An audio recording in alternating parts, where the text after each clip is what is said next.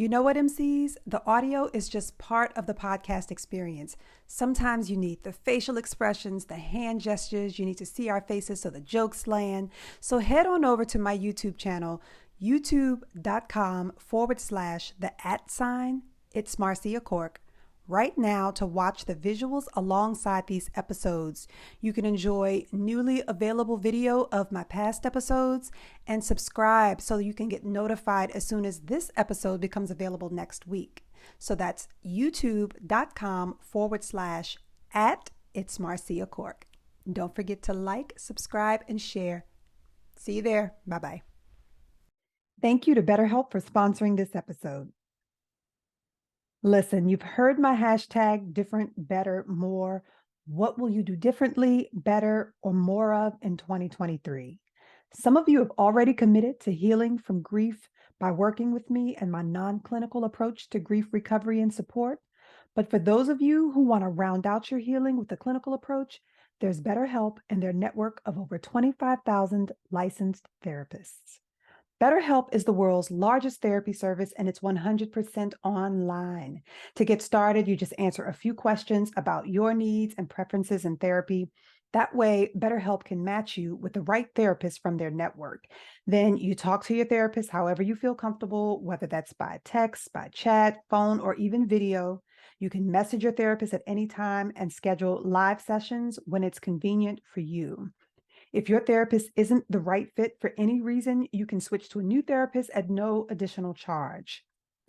With BetterHelp, you get the same professionalism and quality you expect from in-office therapy, but with a therapist who is custom picked for you, with more scheduling flexibility and at a much more affordable price. Use this link to get 10% off your first month. BetterHelp.com/C-words. That's better, HELP.com/C-words. The content and conversations with me on this podcast are for informational and educational purposes only. They're not intended to be a substitute for legal, medical, or clinical advice or treatment. Always seek the advice of a licensed or qualified professional. There's science that shows that OCD is a progressive illness, and that was what happened with me. I let it continue for 5 to 6 years, and look where it took me. It took me to a mental health breakdown when I could no longer do anything. So if you can, if possible, seek that diagnosis as soon as possible and get the help you deserve and get the help you need. Listen, grief doesn't have to be grim. That's why when I talk about it on this podcast, it's about dealing with grief and loss in a way that influences the changes you want to make in your life. As you heal, what do you want to do next? Make a professional pivot, end a toxic relationship or friendship? I want you to have the confidence to navigate change. These are real stories from my one-on-one coaching sessions and my inspiring interviews with change makers. I'm Marcia Cork, the change coach, and this is Ooh, Those Effing C Words. I want to open this episode and conversation with a powerful quote. He who has a why can endure any suffering. My guest today is going to tell you more about that statement and how it influences his work. In 2022, Shaun Flores' world changed when he began experiencing repetitive, unwanted thoughts alongside months of depression, anxiety, suicidal ideation, among other thoughts. And that period actually led to a surprising diagnosis of OCD.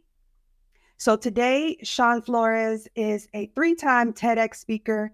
He's a mental health advocate, an OCD advocate with the International OCD Foundation. And I want to talk to him today about OCD and mental health matters coexisting with grief. And I want to talk about the unique impacts on Black boys and Black men. I think this is the perfect conversation to wedge between, maybe in Mental Health Awareness Month, but then shifting our attention to Father's Day, to Black men, to Black fathers and sons. So welcome to the show, Shaun. Thank you so much for that. Thank you so much for that introduction. No, I'm okay. As I was saying to you, I've started a new part-time job. I'm having to rebuild so many different assets and parts of my life. And I was having a little bit of, depression, OCD, where, I was having thoughts such as, I'm never going to be happy. I might as well take my life. And I just have to learn to sit with it and learn to live with it. But yeah, no, a lot of my grief at this current moment in time is I'm grieving a lot of my old life. I'm rebuilding my life right now.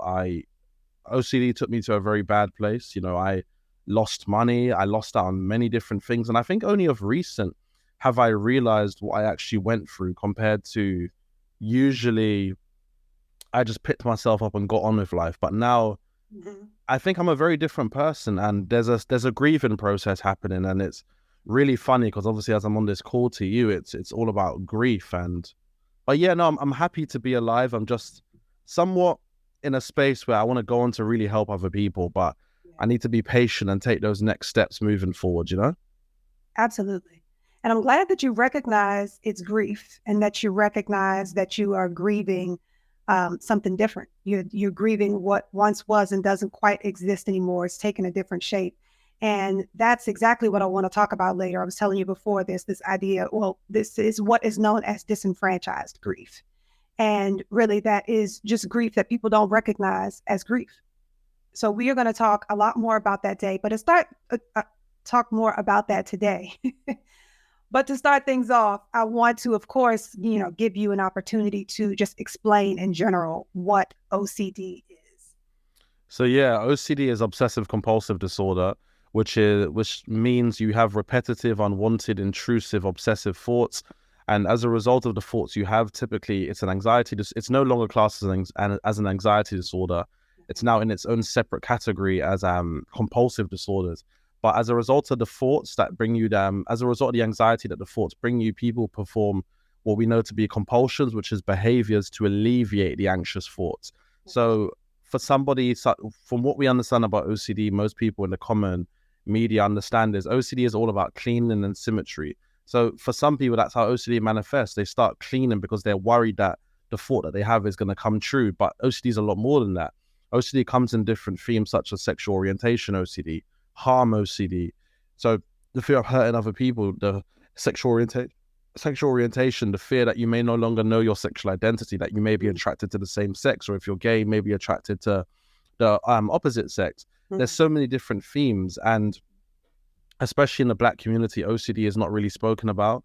However, OCD is just a terribly misunderstood mental illness, and a lot of my work is centered around trying to engage my community to come and speak about OCD, but also letting the world know what OCD really is, that it's not this adjective, it's not a quirk that people want to have. It's something that generally is incredibly debilitating for people, and it's led myself and a lot of other people that I know to suicide, to deep depression, to all sorts in their lives. So that's the best way to describe what OCD is. I've heard you mention that now that you are aware of your diagnosis and the symptoms and how they present, you can look back even at your childhood and recognize when symptoms were present. So I would love to start there. If we can talk about, diagnosis, if we can talk about how your symptoms might have presented themselves as a child and what adults can look for in the children around them. So funnily enough, I actually don't remember a lot of my childhood. And I think that was as a result of some trauma that I went through. So my dad died on Christmas Day when I was 6 years old. I saw my mum go through about 6 months of depression. She was very anxious. She had panic attacks. And since then, my mum has never really been the same. And I've now, as I said, I'm realizing I've gone through a lot of grief and just so much that, as you said, the right word is disenfranchised, because I didn't know. And I still, to this day, I'm trying to go back to therapy to grieve a lot of my former life and the life I'm moving into and the things that have happened as a result of my life and so much more. But when I can go back to the earliest point with OCD, I would say when I was working in a service clinic, looking after people who were addicts, so we did therapy with them. And I remember there was this young man that used to be a part of the group. He had unfortunately taken his life, and I didn't know this, but when they were talking in the group, somebody just blurted out, "Can we not just talk about him? He took his life." And I'll never forget, from that moment, I started having suicide thoughts. And I remember I never went back to the clinic ever again. I was like, I can't handle this. My brain just can't cope. went to my bed and I cried for a bit, but I carried on with life. I no longer really worried about that. But then the breakthrough moment for me was not the breakthrough in a positive way, but also in a negative sense, was I had health anxiety. I couldn't stop obsessing about this fear that I had an STI or an STD as a result of being given it, by someone I really trusted. And I couldn't stop sitting with this obsession and this worry that I had an STI. Anytime I went to the clinic, I would sit there and I'd be like, I need to be tested. I need to be tested. Anytime I went to the toilet, I was convinced that if it hurt a little bit, it meant that I had something. And even to this day, even if it hurts a little bit, I have to remind myself it's cool. It doesn't work. It doesn't bother me. But at the time, it genuinely tormented me. Okay. So the amount of times I kept going back, they kept asking me, why do I keep coming back? And I said, I don't know. I'm just so worried, right? And at its worst, I paid £300 for a same-day sexual health test result, which probably in the US, it probably equates to about $400. So it was private, it was expensive, and I didn't have a lot of money then.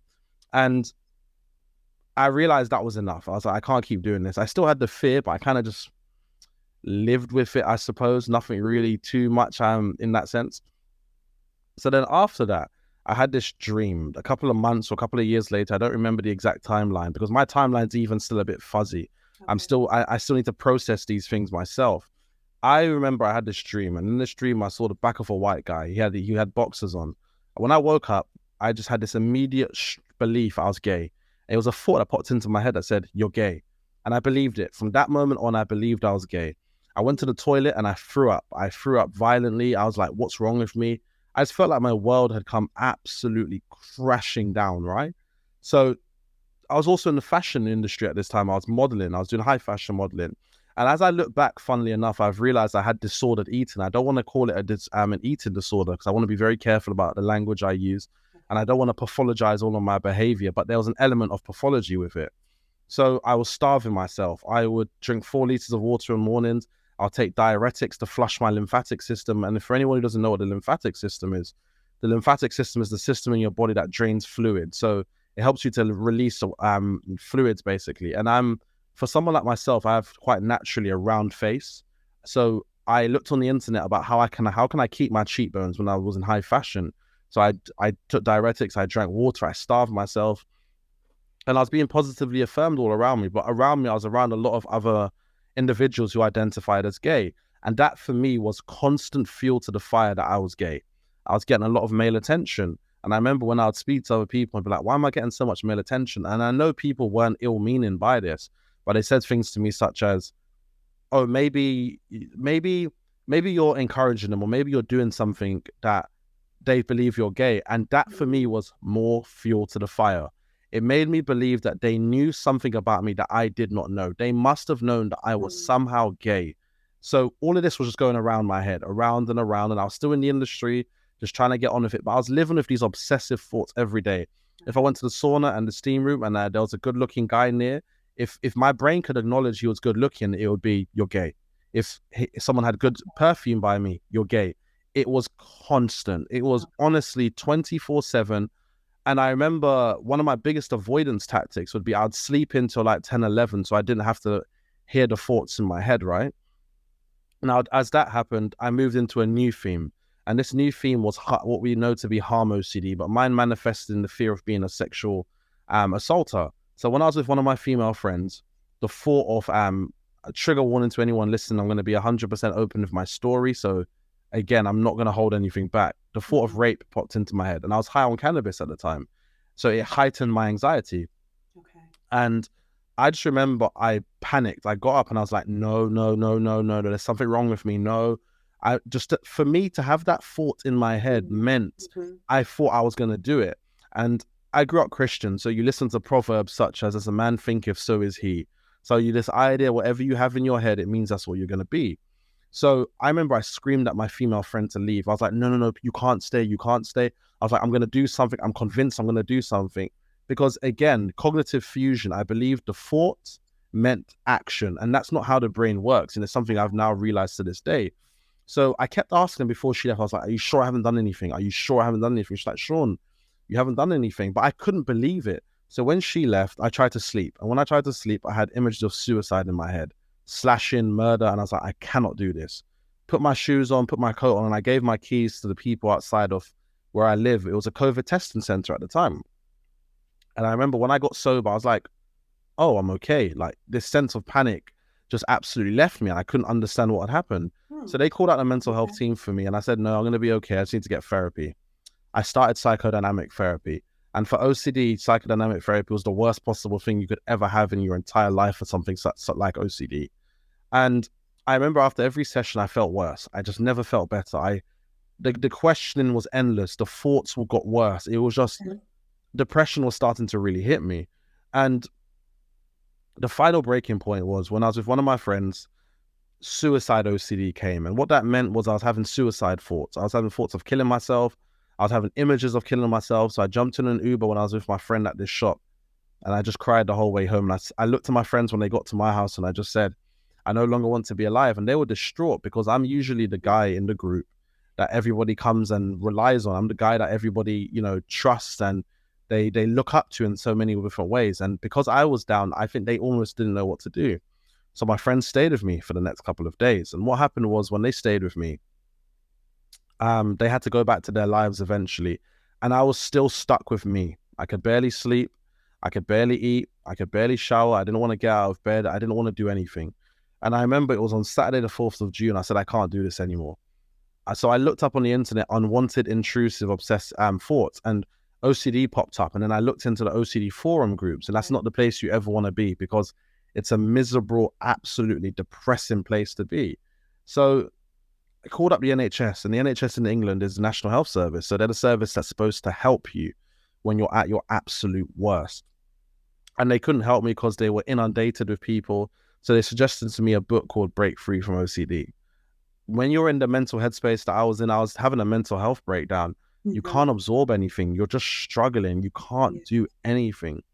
So on the internet, I found this lady on Instagram called Emma Garrett, the anxiety whisperer, and I begged her for a phone call. She picked up the phone and I just started crying my absolute eyes out. I was at breaking point. I couldn't take it anymore. I said, what's wrong with me? Why am I having the thoughts that I'm having? Please, I need help. I said, am I a bad person? Am I a rapist? Am I suicidal? Am I gay? She said, there and then she was like, Shaun, you have OCD. And I said, am I going to ever get better? She said, Shaun, I have OCD too. And look, I'm living my life. And we begun therapy that following Monday. And since then I've been in recovery. I know that's really long-winded, but that's a proper answer as to my OCD story. And yeah. And I wanted you to get it all out uninterrupted. I have questions, of course, but I wanted you to get through it first and me circle back to the questions because I really wanted to follow that path, to follow that trajectory of the initial feelings and I'll say symptoms for the sake of this conversation, but what you were experiencing early on and how one thought led to another. And one thing is consistent. It sounds like you weren't really having these thoughts on their own. You would be in some type of environment or conversation that would be around a topic or theme, and then you would start to experience. It was a bit of both. There were times when nothing would trigger me, and boom, the thoughts would come in, and I'd start engaging with them. As I said to you earlier, before this phone call, I was having suicide OCD, and it was just the fear of, I'm never going to be happy. Why am I doing the job that I'm doing? I want to get my life back. I've got a master's, but I'm just having to rebuild my life. So, the brain knows how to play on the anxiety. So I just have to sit with the anxiety. But for me, it was a mix between sometimes I was being triggered and there were sometimes I wasn't triggered by anything. Well, not consciously that I could understand. Okay. Now you mentioned a type of therapy. Psychodynamic was the therapy that I did before the proper therapy that I had. Okay. So from what I understand about psychodynamic therapy is you're trying to get to the root of of your thoughts, trying to understand and to explore the thoughts. But OCD thoughts are ego dystonic. They are against your morals and values by nature. So you don't need to go into the thoughts. You just have to learn to practice non-engagement. Okay, non-engagement. All right, so we'll talk about that too. Now, I also heard a couple of things. You said some of your research in, just looking online and trying to get answers, your signs were pointing toward OCD. What made you reach out to the anxiety whisperer? I was at a point where I don't know what would have happened. I didn't know if I was going to be alive anymore. I just couldn't cope with what was going on in my head. And I was massively desperate for help. I wanted to get help to get better. I didn't want to take my life. I didn't want to believe my life was over. Mhm. I just wanted help. Yeah. And it was producing feelings of anxiety as well. Yeah. So the thoughts I was having created anxiety. And then because I thought I was never going to get better, that was depression. We mixed it in with anxiety. And it still makes me feel emotional to this day because I never thought I'd Yeah. be sitting here where I am now to be able to even have a conversation. Yeah. And this is all so recent as well. I want you to mention that the all of these symptoms, everything that you just explained to us, was in a period of how many months? So this was last year. So last year, June, I got diagnosed. I begun therapy. At the same time, I tore my ACL, MCL, meniscus, and fractured my right leg. Ended up for 3 days in hospital with pneumonia. My auntie died. My cousin was murdered. My other auntie was diagnosed with stage 4 cancer, which she still has to this day, but she's not really getting any better. And also my half brother died. So there was a lot that happened last year. And Yeah. even my therapist at the time said to me, she has no idea how life was so cruel. It was just one thing after another, Yeah. after another, after another. But yeah, it was last year, Saturday, the 4th of June, I was diagnosed with OCD. And this is important to the conversation because it's one of the things that I present very early on in my conversations about grief and helping you to understand life events, and that what you are experiencing is grief alongside life events that you don't really realize are grief inducing or stress inducing. And then compounded within 2 years is what I say, it leads to a mental, emotional, or physical health breakdown. And your story, Shaun, is testimony to that. It reflects everything that I say about grief, without being able to have support to express and communicate what it is that you're going through, identifying the feelings and everything that it's causing, having people that you can trust to actually be open about that. I mean, imagine if you could not, as you were going through that, not even explain any of that to your friends, because those were the early people that it sounds like you started having these conversations with. Go ahead. Yeah. And because I didn't have any idea of what was going on in my own head, I couldn't understand what was going on. I was just struggling. Yeah. Yeah. And we know that about Black men. They don't always have outlets. They don't always feel comfortable communicating and expressing anything that they feel that maybe is unlike what other people are feeling and experiencing. Yeah. I think especially you're right, as a young Black man, quite often we hold things in, we hide, we don't speak about it. And when we're struggling, we're just so used to having to do it by ourselves because Yes. most people, I think a lot of people don't realize men, we're used to being loved under the condition we provide something, you know. To Mhm. receive unconditional love it's something only really that our mothers give us quite often. Mhm. And the world can be quite a harsh and tough place for men. And we've just had to learn to suck it up and almost to continue regardless. But there's still times I really struggle. Like today, I'm definitely struggling a little bit. As I said, I'm doing a job I don't necessarily want to do, but I want to do it to get back to a further place. But there's a part of me that I'm still worried that I'll never get my life back to quote unquote normal, but or to a place where I'm going to be more financially secure so I can afford therapy again. Just small things, you know. And these are a lot of the very real worries that men in general do have, but especially Black men, we just don't speak about this. That's why suicide is such a big factor for men in general, but especially for Black men in the community. Not enough of us speak up about it. Yeah. And not just suicide, but also that path into the prison system and how that starts so early on in life. And the correlation between things that we have experienced in the Black community, what our Black boys experience, what could be mental health matters if they were diagnosed, then them presenting themselves in different ways, and the behavior and the acting out and the path that puts you on to, having behavioral problems. right? Being seen and labeled as having behavioral problems, how that affects your productivity in school, how that affects your productivity in the workplace, your relationships, all of that. It's just so connected to not being able to express your feelings, what has happened to you, to communicate that, and having the support. So, all right. So let's talk about your evolution then as an influencer, because this is all, like I said, this is all so recent, having happened in 2022. We're just in 2023 now. And you have this massive platform already, speaking with TEDx 3 times. How did that diagnosis, tell me about the months and weeks following your diagnosis and the path that put you on to being an influencer and using your platform in this way? Yeah, so it's a really good question. So what happened was in August, I decided to write my story, and how it began was when I woke up, I was still having all the intrusive thoughts. I was still worried I was bipolar, schizophrenic, I had BPD, I was self-diagnosing myself, and I quite literally just woke up and I said, fuck this, I'm going to go and change the world.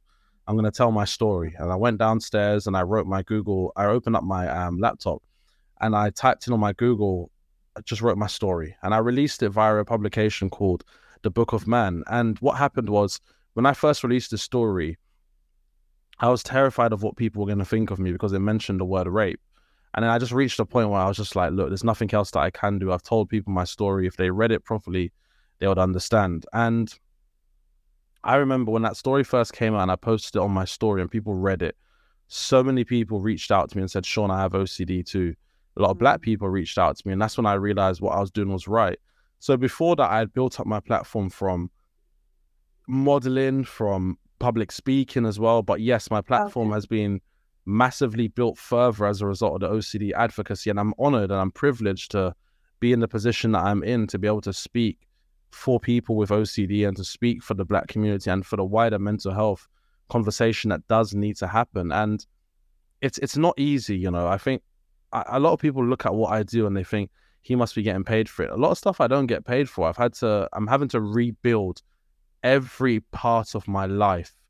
And I have not realized just how difficult it has been until I reached a moment when I'm like, I'm waking up, going back to a job when I've got a master's, I've got all the skills I need. I have also potentially ADHD, which is another diagnosis I really want to look into, because to give you more context, Marcia, I've obviously grown up in a West Indian family, so Caribbean, Trinidad.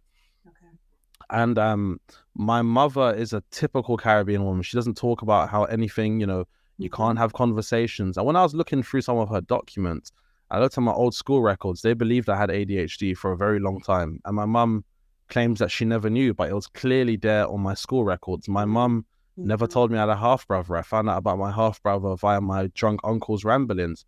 There's so much that I found out last year. Last year was a year of reckoning, really and truly. And a lot of that I've, you know, put out there and I've shared because I want people to just know that they're not alone. But yeah, a lot of my platform has been built off the idea that I'm trying to be an influencer, but to influence for the right reasons. Yeah. I've also read that you've discovered you had a stuttering problem, or you were treated with a stuttering problem following the loss of your father. Yes. So apparently my mom says to me that there was fluid in my ear and I had stuttered for such a long time. But I remember when I went to the speech therapist and I was struggling, I used to struggle. And I don't know if this was ever brought up or hypothesized, but the loss of my dad had a profound effect on me. And to this day, I still don't remember a lot about my father, and it's really difficult. So I really want to do something called EMDR, which is I want to process my trauma and to understand more about my father, to understand more about my brain, because it's blank. I don't remember my past. I don't remember what I was like as a kid. I just picked myself up and moved on, and that's how life has always been. But yes, I had somewhat of a stuttering problem, and I realized during my mental health breakdown, when I was at my most anxious and nervous, I was actually stuttering again. So it reminded me a little bit of when I was actually like a child. Yeah. Yeah. So because it's stress induced. So, you know, to notice those types of behavioral changes in children, if you're looking for that in boys, if they turn even more inward. I know there have been children who stop talking altogether. You know, there are a lot of different things that happen when a child experiences trauma. And we're always saying children are resilient. Like I bet you went right back to school. I just had a conversation recently with another guest who lost both, her nephews lost both their parents, went right back to school the next day. And that's exactly what happened for me. When they asked me in school, I remember one thing I do remember was when I walked into class and everybody asked me if I was okay. I was like, yeah, sure. And that's it. I remember nothing else. But what I think is really sad is I've realized I never really truly grieved my father, Yeah. It's a very hard thing to reckon with, that he's never coming back. And I think the little boy in me is still heartbroken. Absolutely. I see in your face that you want to pause, and so I'm just respecting the pause. That's all right. Listen, I can continue. It's real and it's raw, so. Yeah. So I want to talk to you about the thought loops. I want you to explain, there is terminology that then you adopt once you have a diagnosis and you're living in this world. But when you're not in it, people might not understand what a thought loop is because that's not terminology they would use, but they know the feeling. They know having these constant thoughts, the ruminating, flashbacks, memories, being triggered and having these thoughts. So explain that related to thought loops.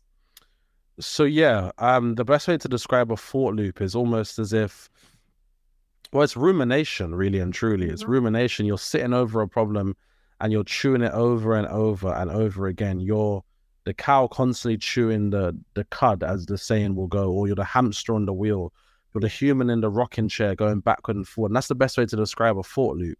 So what I was doing in the past was when I was getting a thought, I'd sit there and argue with it and try to understand, why is this thought? Why am I having this thought? Where's it coming from? Is it going to continue? I was just constantly asking more and more questions. And if you know anything about rumination, which I'm sure you do know, but for your listeners, rumination never gets you closer towards an answer. You never get closer. It just springs up new questions. It starts new questions and you begin over and over and over again. That is the best way to describe a thought loop. Yeah. And the way that I explain it, I use ruminating as well. I talk about the flashbacks and memories, how we're triggered in that way, and the way that we think about life events happening the same way every time. So it really is a playback of things happening exactly the same way every time. And so one of the exercises that I take people through is meditation and visualization. And in the meditation practice, it's meditation, META. My technique is meditation about meditation. So you're visualizing yourself. And it starts off this way because I'm teaching a technique of being able to change your thoughts. And so in doing this, being able to expand a vision, expand a flashback or a memory, to think about what was happening in the other room, to think about what might have been baking in the oven or cooking on the stove, and be able to, smell, think about what that smells like, think about sounds that you were hearing in another room. You are now changing the way you experience that flashback, the way you experience that thought. And so it's an oversimplification now for the sake of this conversation. I don't want to spend too much time on it. But it's how I teach people to start to relive these life events, but experience them in a different way. Yeah. So I love that you mentioned thought loops, and I can, use this idea of what is used in the OCD world as a thought loop and explain that alongside what people experience as they're grieving and reliving, being triggered and reliving flashbacks and memories to, kind of parallel them. So thank you for that. No, definitely. That does make a lot of sense. And some of the memories that I do remember of my dad's death was I saw him on the toilet and he was clutching his heart. And my mum told me to go and get the phone, and she always trained me for that moment because she was a nurse. And from what I understand, I had to remain calm. I was on the phone. I was speaking to the person on the phone. And I saw my mum, from what I understand, delivering CPR. Next thing I knew, the paramedics came in and they took him out. And another thing I do remember was seeing my mum eat her oats and comb her hair, but she was shaking, just trembling. And then the policeman came to the door to deliver the bad news, and I told my mum, and we went to go see my dad's body, and she held me, and I held his hand, and I never forget that. I always called it the cold hand of injustice. I felt like my dad had been ripped apart. He had been taken from me, you know? Yeah. Yeah. So you said your mom was a nurse? Yeah, my mum was a nurse. She was the head of a ward. So she came to the UK as a result of my granddad sending her over here, and she just had to start nursing school. So yeah. And what were the years like after that? You said you felt like your mom was forever changed. My mum was never the same. My mum was, when my dad died, it crushed my mum. It really crushed everything in my mum. My mum had panic attacks. She wasn't able to drive the same. She was more nervous and anxious than she had ever been in her entire life. You know, she became very overprotective of me, to be very honest. And it's understandable. She was worried that the young black boy she was raising was going to be ended up on the, you know, the bad path in life, the prison and all these different places. But my mum was a good mum, but my mum really had mental health difficulties. She really has had mental health difficulties as a result of my dad's death. And it's only been of recent have my family actually come to terms with the fact my mum needs help. My mum thought church was going to help her and just moving forward was going to help her, but I don't think my mum's ever processed that pain. And to give you an example, when I was young and I was looking through my mum's stuff, I found my dad's jewelry chest, sorry. And I found his gold cufflinks. I found his ID bracelet. And I was like, why did you never show me? My mum said she was going to show me when the time was right. When was the time going to be right? I was about 23 then. So my mum held back a lot from me, and I never had an opportunity to know more about my father because she wouldn't talk about it. She just wouldn't talk about it. When I asked my mum, can you tell me more about my dad? I said, I want to know more. I want to understand. I remember she cussed me and put me on the phone to her brother, my uncle, and said, you're harassing your mum. Stop bothering your mum. You're going to send her to an early grave. Typical Caribbean fashion. And that's when I've just realized that I'm not going to get the answers I want from them. And I really have to sit with that uncertainty, but it hurts. It's not easy. I'm still grieving that to this day. OCD was one thing and I can almost manage that now. But as I'm talking to you, I realize I need some grief therapy. Yeah. Yeah. I'm glad you recognize that. And it's, you know, what I tell people of color, people who grew up in environments where you had to, you know, protect family secrets, or you were taught to suppress feelings and emotions, it plays out that much more in people that grow up in those environments because you're taught not to express, not to emote. So you're burying all these feelings, but of course they're going to resurface. You know, you're trying to suppress something that can't be suppressed. It is going to resurface. And if you don't have coping strategies and outlet ways to express, or if you don't believe in therapy, you know, you don't, if that's not something you're going to seek, that kind of support, then what do you do? Explode. It's true. Or implode. Yeah. It's true. And I definitely don't want to do either, but grief is hard. And then even when I've met my half brother last year, we had a conversation. No, actually, wait, I need to remember when I stopped speaking to him. So basically I found my half brother. My ex-girlfriend or someone I was seeing, she helped me to find him. And I messaged him, and I was actually looking at the messages yesterday because I'm writing an article on it. And I first messaged him on the 3rd of January last year, 2021, sorry. I was so happy to find him. And I asked him, are you my brother? And he said, yeah. And he was happy. He said that I reached out and so much more. So we had a phone call. And I just broke down in tears again because I was like, you're actually real. I didn't think you were real. And I never knew that I had a half-brother all these years. From what I understood is that when my father died, my half-brother came to the funeral, gave a speech, and that was it. Okay. That we never heard from him again. Our father and him didn't have a good relationship, and we just don't know why. My half-brother's gay as well, so I'd have no idea if that maybe was related to it. My half-brother wouldn't give me answers. So every time I reached out to him and I spoke to him, and I was so excited to build this relationship because I said to him, I don't care what's happened in the past. Can we please build a relationship now? And I wanted to ask questions about our father because I wanted to understand his relationship. And he didn't really want to go into it. He didn't really want to talk about it. And then one time I was high on cannabis and I messaged him and I said, brother, I really want a relationship with you. I said, I don't always want to feel like I'm the one reaching out to you.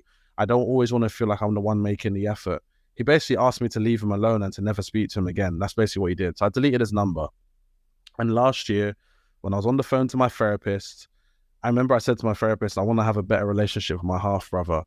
And as I was typing in his name on Facebook, I found out he had died on the 25th of August. Oh my goodness. So I turned up at his funeral, and I didn't even know if I should have been there, but his sister and so that would be his sister, his full sister, and his nieces knew about me. And I was just emotional. And I said to them, I basically said to them, I don't have a relationship with my half brother. I said, you guys are the closest. So I'm not going to force a relationship with you, but I really want to understand more about my half brother. So they told me to keep in contact. I messaged his sister recently, and she basically told me there's no need for us to keep in contact and to talk anymore. So that was more, it's more like all of this blocking and all this cutting off. I've never had an answer about my father, number one, and I've never had an answer about my half brother, you know? So it's hard. It's not easy. I'm not going to sit here and try and make it out to be easy. I still struggle with it. And as I'm writing my story, it brought up a lot of feelings for me. It brought up a lot of, I'm never going to know my father, and I'm never going to know my half brother. I'm never going to know them, no matter as much as I would love to get to know them. Yeah. And that's hard for me to deal with, you know? Yeah. How did your family respond? They see how active you are. They see how transparent you are. What feedback do you get from your family about the work that you do and how vocal you are? So a lot of them are quite supportive, but they don't want me to speak about everything so openly, you know? Yeah. When I spoke about my TED talk, and the first TED talk I gave about the education system, when I said on the talk that my teacher said I was bright, my auntie said, why are you telling everybody that you're bright? That's arrogant. I said, this is what the teacher said. You always taught me to be intelligent, but the minute I proverbially went too far above the parapet, you guys have wanted to shoot me down. And my mum was worried I wouldn't get a job. My mum was worried that I'm telling people too much information, but I think I'm sick and tired of holding things in. I grew up and all I ever did was hide. Yes. All I ever did was pretend I was always okay, and I'm not always okay, and I'm okay. And I'm all right with not being all right. But yes, my mom was in a very different generation. You know, they had to suck it up and just continue. And I don't want to be like that. Yeah. I think for a long time I avoided pain. And when I avoided pain, pain chased me. And I just want to confront my demons and make peace with them, you know? This is actually a great segue into your TED Talk and the toxic masculinity. Can you talk about that? Because I definitely want people to be able to go back, look at your TED Talks, follow your work. So let's talk about that one, your TED Talk on toxic masculinity. So yeah, my TED Talk was entitled The Straitjacket of Masculinity. Male mental health and the straitjacket of masculinity, if I remember correctly. Goodness, that was in 2022, and that year was a blur. So yeah, I spoke about the core messages that I think boys receive about grief and what we are expected to bring into this life and so much more. And I just realized on my own journey to manhood that a lot of the lessons that I had been given insidiously by society weren't fit for who I was as a person. I'm an emotional man. I'm a man who cares. I'm a soft man. I'm a man who, I can be many different things. I'm a myriad of different things, and I can be tough, but at the same time, I can be vulnerable. I'm caring, but at the same time, I can be so many different things. And when I looked around at a lot of my friends, and one of my really good friends, Malcolm, who I thanked in my TED Talk, which it made me very emotional, because Malcolm was a profound person in my life, and we're still friends to this day, and he's got his struggles, but I admired him. I admired his strength of character, his emotional strength, his ability to show who he was, to show he could be emotional and he was okay. And he has his own struggles, but I just looked up to this guy so much. And he was like a father figure for me. And again, it makes me emotional because I looked up to him so much of what it meant to be a man, because as much as my mum was around and I had male role models in terms of my uncles, but they were mainly in Trinidad, and my aunties promised to raise me when my dad died. Malcolm was just a clear example of what it meant to be a good man. And it still gets to me, because For years, I denied that who he was irritated me because it was a reflection of who I was. Hmm. I was soft, I was caring, I was gentle, but I put up a front. Yeah. I was tough and I was mean to people. And it's not because I didn't love them and I didn't care, but it was the love that I knew. It was the language I spoke best. And throughout the years, I've had to really learn to speak another language. Yeah. But yeah, my talk was on masculinity and how I've had to build my own sense of manhood from when my dad died. And having people around me like Malcolm have helped me to reinforce that there's not just one way for me to be a man. I can be a man in so many different ways. Did Malcolm know he was that influential? No. And it took me to get to that moment on stage to realize how much I valued his friendship.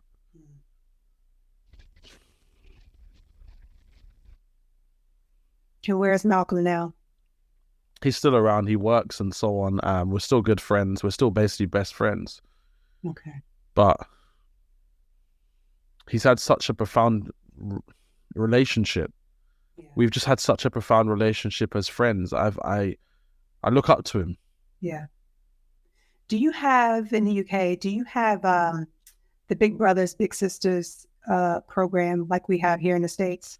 I didn't even know that was a program. You're going to have to tell me more about that program, but that sounds like a fantastic program. Okay. It's basically a mentoring program. So bigs and littles are paired. And then there's also bigs and littles for big brothers. I went through that program. I was a little sister, and I'm still connected to my big to this very day. We were matched when I was 12, and I see, having experienced that myself, how valuable that is for boys, for boys to experience having this big brother as a mentor, as a guide, especially since our community, we definitely experienced that abandonment, not having connections to fathers.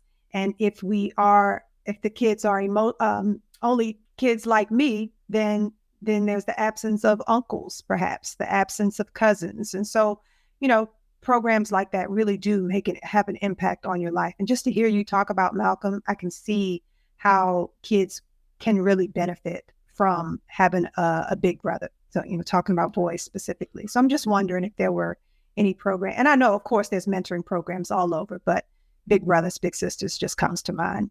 There's definitely programs in the UK. So, for example, some of the places I mentioned in my TED Talk, such as the Manhood Academy, Westside Young Leaders, there are places that do a lot of that stuff. There's also 100 Black Boys of 100 Black Men. I think it's another organization. There's a few out there. Mm-hmm. So you're right that if you can look up to another man, it can really teach you a lot about yourself, and even the little kid can teach you a lot about who you are as a man. It's reflective. It's not just one way. So there's programs out there like that, but they're not promoted as much as I believe they should be, Yeah. Yeah. And talk about because that was your second TED Talk. So what was the path? Your first TED Talk was in 2018, and that was on the subject of the failures of the education system, but it was wrongly titled as the failures of multiculturalism. The second talk was, as I said, the straitjacket of masculinity and male mental health. The third one was on how we need to loosen drug law and drug policy to reflect the actual science, which potentially could loosen laws to be able to actually study the revolutionary power of psychedelics on mental health. Because we know that psychedelics have a profound effect on the brain, but at this current moment in time, it's being blocked and hindered by a lot of scaremongering tactics with the government and so much more. So I made the case that if we use, for example, something such as magic mushrooms, it can potentially help to alleviate symptoms of anxiety, depression, PTSD, and more. Why would we not want to live in a world where people have the freedom to be free from mental illness and so much more? So that was my talk, essentially, when it came to that. Okay. And of course, there are going to be some differences in what is legal here in the States versus in the UK. But I would love for you to share some of these so that at least people, it could be the start of our research. So talk a bit about medication, alternative medication, alternative therapies to support OCD and mental illness in general. So yeah, I was on sertraline. I was on 50 milligrams of sertraline. And I think it helped me at the time. I trusted my therapist because I didn't really want to go on it myself. But at the time, I needed a break from where my head was mentally. Mentally, I was in a terrible space. Honestly, I was not in the best space at all. So I trusted her, went on that. And for a while, I was carrying on with life. I was still struggling, but I felt very anxious. And the days that I didn't take it, I forgot to take it. My brain just felt scrambled. I felt all over the place. And I went onto this psilocybin trial. So I volunteered for a charity for OCD called Orchard OCD over here in the UK. And I decided to go on this trial. And this trial was assessing the therapeutic capabilities of psilocybin on OCD symptoms. And I would say since then, psilocybin has had the most profound effects on my brain compared to anything else that I've ever had and anything else that I've ever been through. So as a result of that, I started to wean myself of my antidepressants, and I've been off antidepressants for about 4 to 5 months now. So that's some of the treatment that does exist for OCD. There's other antidepressants that people use, clopramine, Zoloft, I think you guys call it in America. There's many different antidepressants, but also another medication would technically, there's antipsychotics as well, but we know antipsychotics have serious side effects such as weight gain and more, and leaves you with a massive appetite for a lot of people I know who have been on antipsychotics. And psilocybin is potentially, it's not legal at the moment in the UK, but it potentially could be a massive treatment option for people with OCD and other mental illnesses. So at this current moment in time, we have antidepressants, antipsychotics, there's treatments as well. And there's also a new phenomenon called social prescribing, where, for example, if you're depressed, they might suggest you go to a club, you start being around people, you work with people, you understand how important your social networks are, because we're social humans at the end of the day. So these are some of the treatment plans. From what I understand from my research, I may not have it all together because I'm not in that field yet, because I want to go on to become a therapist. But those are some of the treatment options that are available at this current moment in time. Okay. And then in saying that, though, we also have to keep in mind that there are people who are not going to seek a clinical diagnosis or have access to that type of medication then. And so are there alternative treatments, coping strategies that you are aware of for people who don't go the clinical route? From what I understand, most things are pushed through the clinical route. That's where more people are more likely to get the help that they need, from what I understand and from what I notice. Now, some people seek out private healthcare, whether they can afford it or not. Some people seek out private therapy because, as I said, the waiting lists, the NHS waiting lists in the UK are absolutely ridiculous. Or some people just don't get help at all. Some people try natural remedies, but this is not... Some people do natural remedies. Some people go to the illegal market. They will use psychedelics and other things. They'll use CBD oil. I think it's quite a wide range. It just depends really and truly on the person. Yeah. Well, what's to come? What do you have on the horizon for 2023? So I want to deliver another TEDx talk specifically only on OCD, because OCD is an incredibly underrepresented and under-researched and underfunded mental illness. That's one thing I want to do. I want to train to become a therapist at some point, and I want to finish off my life coach qualification. And I'm currently going to be training at the moment as a peer facilitator. Like a group facilitator, I'll be helping to run support groups. So that's something that's really exciting to come. I'm going to hopefully start setting up my speaking business, because I want to help other people get TEDx talks. I want to help other people with public speaking. So I'm going to set that up, because I've had quite a lot of inquiries from people who want me to help them speak. So that's really exciting. That's coming up as well. And I think like, as I said to you, Marcia, I'm just looking to rebuild my life. I'm just looking to get back to basics, as I quite often say. So I want to get more money in. I want to pay the debts off that I accumulated. I still owe my therapist $2,000 to this day as a result of, the breakdown that I had and how I just wasn't earning any money. So I want to rebuild my life on top of the other things that I've done. And I just want to really help other people. I really want to help other people. I want to get my ADHD diagnosis, which I strongly do believe I have. And I want to get the tools and the skills to be able to manage my symptoms. But also, I want to confront my trauma. I want to go back into the past to be able to step forward. But it's quite frightening, but I'm trying to use the fear that I feel to push me forward rather than to allow it, rather than me avoiding that fear, you know? Absolutely. Absolutely. Getting the answers that you need so you can do the work. Yeah, I have to. You Yeah. know, I've been through so much. And as I said, I never realized how much I went through until my breakdown came and until I sit down with myself at night and I'm like, Shaun, look how much you've been through and you still have got up every single time. I still have my down moments. And as I said to you, I still have my struggles, but I'm trying to just keep getting back up and keep showing up and not giving up on myself. Yes. I love this, Shaun. And I want you to be able to share some takeaways right now. So for uh, people who are experiencing this at any age, young or in adulthood, because there is childhood OCD, but then also adult OCD. It's diagnosed in adulthood. Tell us a little bit about those differences, and then maybe the path to seeking a diagnosis and treatment as they relate to children and adults with OCD. So in the UK, we have guidelines under the governing body called NICE, N-I-C-E. So they usually guide people on what to do, but there's OCD charities over here in the UK, and in the US, I know there is as well. So I know the formula in the US is probably a bit different to the formula in the UK. Yeah. But if you're currently believing you'll have OCD symptoms, regardless of the age, if you're a parent listening, if you're an individual right now who has OCD or you suspect you have OCD, try and seek a clinical diagnosis, because that's first of all going to get you the right steps. Stress it to your doctor, to your GP, to the medical professional that you have to speak to, how important it is that you get this diagnosis so you can get the correct help that you need. And from what I understand about childhood OCD, yes, some people suffer from OCD from as young as they can remember as a child. And for some other people, there's a late onset as they come into adolescence and so much more.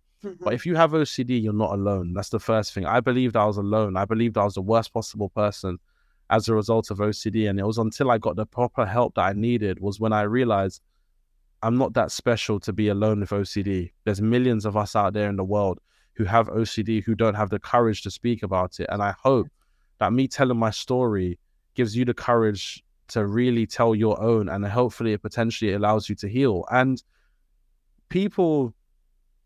some people that I know who have lived with OCD from as young as they could remember, they found it easier because they've had time to manage their coping strategies, to build their skill set, to get better as time goes on. But I know not everybody else is like that. Yes. So we need a system very similar to in Australia where they attack OCD as early as possible, because there's science that shows that OCD is a progressive illness. And that was what happened with me. I let it continue for 5 to 6 years, and look where it took me. It took me to a mental health breakdown when I could no longer do anything. So if you can, if possible, seek that diagnosis as soon as possible and get the help you deserve and get the help you need. I do want to mention in the process, if there's any support from schools, because, we're talking about possibly getting a diagnosis in childhood, knowing that we get these misdiagnoses. Sometimes things present themselves as ADHD, sometimes as anxiety and depression. Is schools, is the administration, special education, are there any support staff in schools that can help with getting the diagnosis? Yes. Now, the only issue is when it comes to OCD, because it's misunderstood, most people don't know what to look out for. They don't know what symptoms to look out for. And to be fair, I kind of feel sorry for teachers. Teachers have a lot of pressure on them already, and they've also got to technically be parents in schools. Then they've got to be special education teachers. And we know how the education system is poorly funded. We don't have enough teachers for the amount of students that we need. So there are processes, but it can be very difficult. So at times, schools can be a hindrance. So when they believed I had ADHD, well, clearly nothing was done about it. They didn't seek out to get me to get a diagnosis in any way, shape or form. I looked at my school records and it was there. And I found that out, as I said, last year. So, and I'm 29 this year. So I think that tells you something about the kind of system that we're living under. What made you look to your school records? I just opened up everything in a box that I found. And I just said to myself, let me take a look and see what I can find. And what I found was, they believed I had symptoms of ADHD. Okay. And it's not uncommon with ADHD and with OCD for children to mask it, not intentionally, but it's their norm. And so they really just figure out ways to be present in class, to get through the day. And it takes adolescence, it takes college years, adulthood, and when they have to do more of a heavy lift where they just can't mask it. Absolutely. Which is why the diagnosis typically comes then. Absolutely. And I think a lot of people are afraid of diagnosis, which is understandable. I understand how terrifying it can be to be diagnosed, because for a lot of people, they say it becomes real. But sometimes when it becomes real is when you have the chance to actually tackle it and start to manage it. Having a diagnosis is not the end of your life. I quite often define it as the rebirth. Now that I've got the answer for OCD, I still have my difficulties, but my goodness, I have answers to what was happening all that time. All that time I was spending obsessing, all the time I was avoiding things, all the time I was worried, anxious, panicking, and sick. I now understood it was OCD and anxiety. Yes. Thank you for that. Also, I say to everybody, my DMs are open. My messages are open. I am open to speak to people because I know the pain OCD put me through. And one of my sayings is, OCD was the worst thing to ever happen to me. And I'm determined to be the worst thing to ever happen to OCD. So please reach out, and I'm more than willing to have a conversation. I'm going to try and give my time. My advocacy and activism is so important to me. And for anybody that reaches out, honestly, you are not alone. I cannot begin to tell you. Take the courage. The first step is better than taking no step. It's better to have day one to have no day at all. Yes. Where can they find you, Shaun? So I'm sure you're going to have it in all your show notes, but yes, for people listening, it's going to be at the Shaun Flores. So TheShaunFlores. That's on all social media channels. You'll find me anywhere and everywhere. You can reach out to me on any social media platform. My email is also going to be there as well. I'm going to be in Marcia's show notes. So yeah, please feel free to reach out. You can catch me, Shaun Flores, on Google as well. So ShaunFlores. You'll see all my work, and it'll be very easy for you to come and find me if you really want to come and find me. Thank you so much. This was a great conversation, Shaun. I hear so many parallels. I've already talked to you about the grief exercises and supporting that, but I would love to be able to support your platform and your work. If there are people who, seek grief support as they navigate diagnosis, as they navigate rebuilding their lives and things like that, definitely want to continue, that conversation. Happily, I'll make sure I put people in contact with you for sure.